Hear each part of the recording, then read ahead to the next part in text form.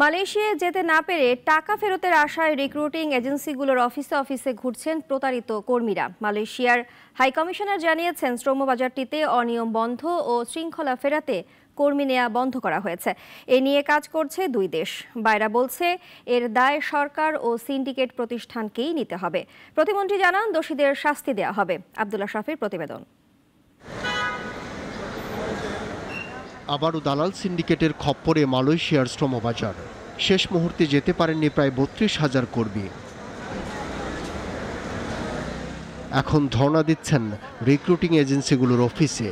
শনিবার অফিস বন্ধ, তার উপর কোন এজেন্সিগুলো এই প্রতারণার সঙ্গে যুক্ত, কর্মীরা এখনও তাদের নাম প্রকাশ না করায় সংকট বেড়েছে।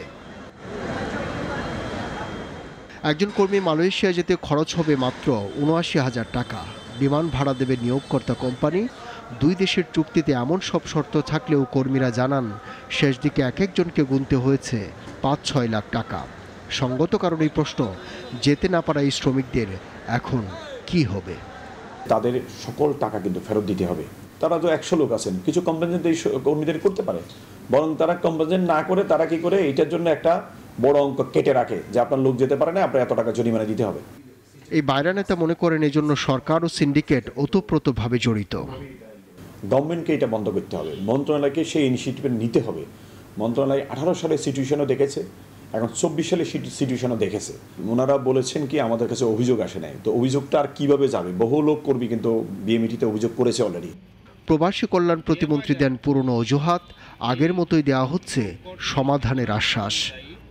তদন্ত কমিটি হবে, তদন্ত কমিটির মাধ্যমে যাদের বিরুদ্ধে এই সমস্ত জিনিস উঠে আসবে তাদের বিরুদ্ধেই আমরা ব্যবস্থা গ্রহণ করব, শাস্তিমূলক ব্যবস্থা করব। ঢাকায় নিযুক্ত মালয়েশিয়ান হাইকমিশনার জানান, বেপরোয়া সিন্ডিকেট ঠিক করতে কাজ করছে দুই দেশ। My government, but also for both governments. Yes. So in the interest of the good relation of our two brotherly countries. So give us this space to do it right. আর Malaysia নিযুক্ত বাংলাদেশের high commissioner জানান, শ্রমিক পাঠানোর সময়সীমা বাড়ানোর জন্য Malaysia সরকারকে চিঠি দিয়েছে বাংলাদেশ, তবে এখনও কোনো জবাব দেয়নি কুয়ালালামপুর। আব্দুল্লাহ শাফি, নাগরিক, ঢাকা।